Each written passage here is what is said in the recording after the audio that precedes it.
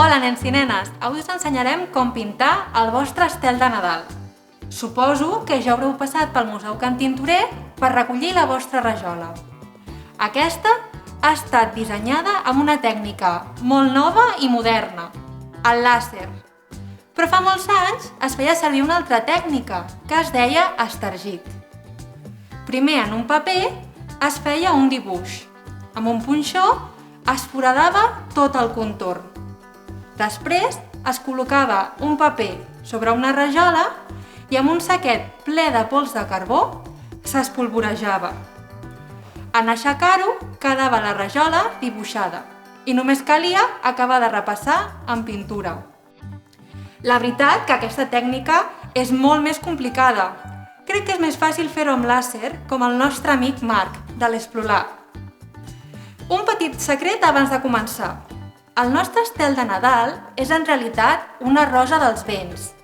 És un dels models de rajola de mostra més populars del segle XIX. Hi havia de molts colors i composicions diferents. Prou de xerrameca i comencem a pintar la nostra rajola.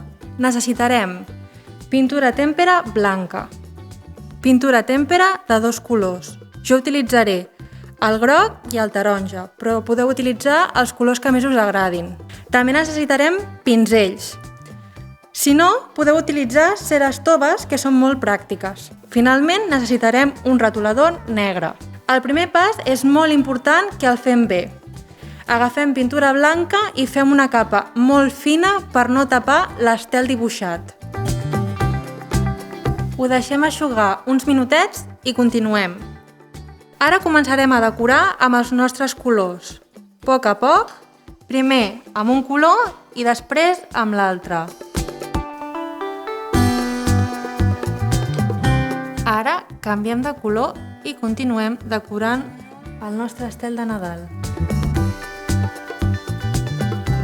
És molt important que deixem els colors assecar una bona estona.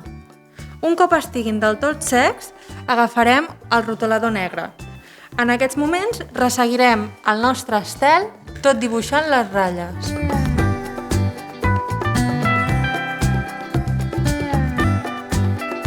I ja la tenim acabada. Podeu completar-la posant el vostre nom o el nom de la persona a qui li voleu regalar. Us convidem a compartir els vostres estels a Instagram amb l'etiqueta Estelesplugues. També ens podeu enviar les imatges per correu electrònic i nosaltres les compartirem.